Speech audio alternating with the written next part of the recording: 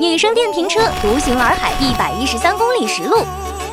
在大理的每一天我都没啥计划，醒了就跟着感觉走，压根儿没想过自己会骑着小电驴在1天内环完洱海。就在那前一天，我刚租了一辆自行车，从古生村沿着生态廊道一路骑到大理古城，往返30公里，直接铁定开花。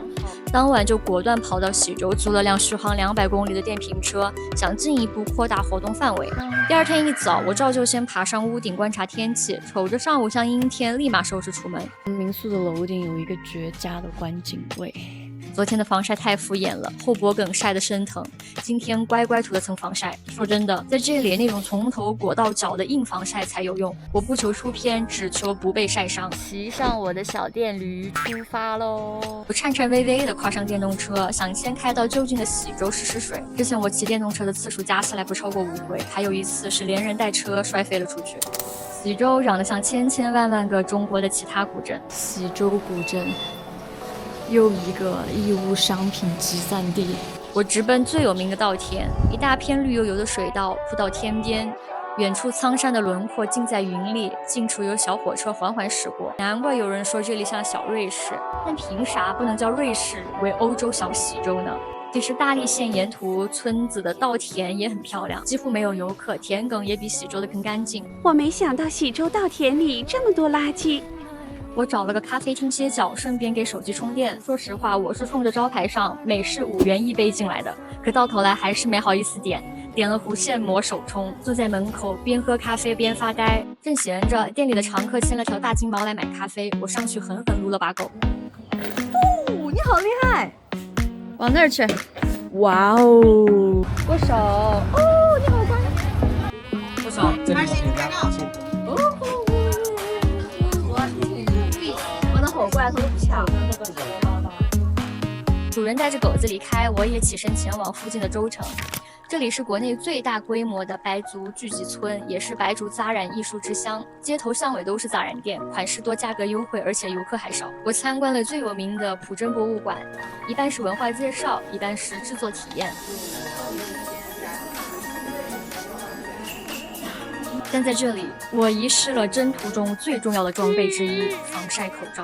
痛心疾首，只能去商店买了个医用口罩。这下我裹得更像个大白了。好处是一路上没有摊贩试图向我兜售雨牌呀、辫子呀、头饰啊。我这身行头仿佛在说 ：“Hey man, I'm not a 游客 ，I'm a real 驴友。”离开州城，我突然想去对岸的双廊看看，算是缅怀下青春。我第一次来大理，和朋友也去过双廊。那时我俩不知天高地厚，对洱海有多大完全没有概念，大言不惭地说要骑自行车环海。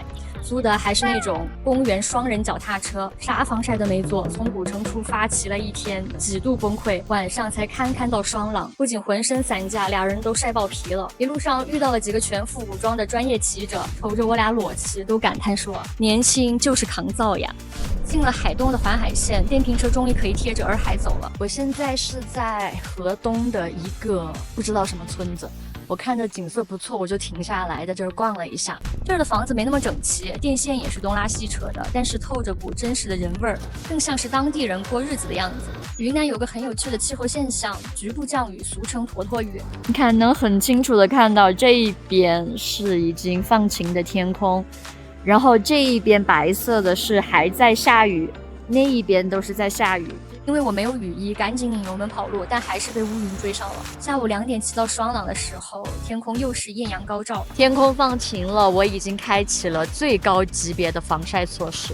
我千辛万苦地把电动车停在了一个小巷子内，谁能想到骑电动车还要考侧方位停车呀？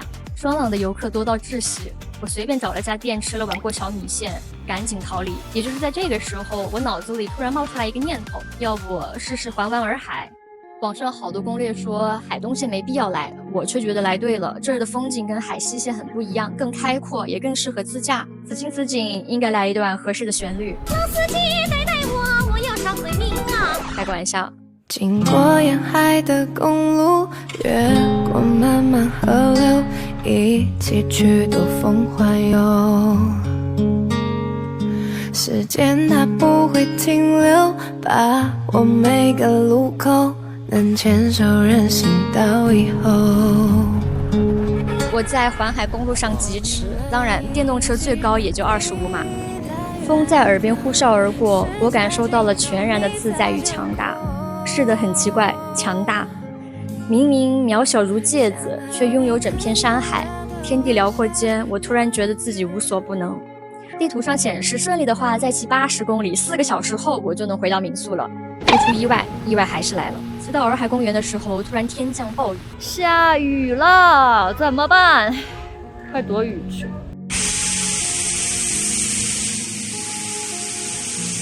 我第一次骑行这么久，什么天气都遇到了，老天爷真是上赶着给我送素材呢。突然就狂风大作，大暴雨，这个雨不知道什么时候能停，所以我就近找了一家饭店吃个晚饭吧。希望这个雨能够早一点停。什么豆粉啊，我肯定吃不完。好了，我的装备再一次升级，我要开始往回骑了。夜幕降临，城市霓虹闪烁，像电影的画面。直到这儿，我已经从电动车小白硬生生地练出了外卖骑手的本事。这一路就是一部活生生的道路安全教科书。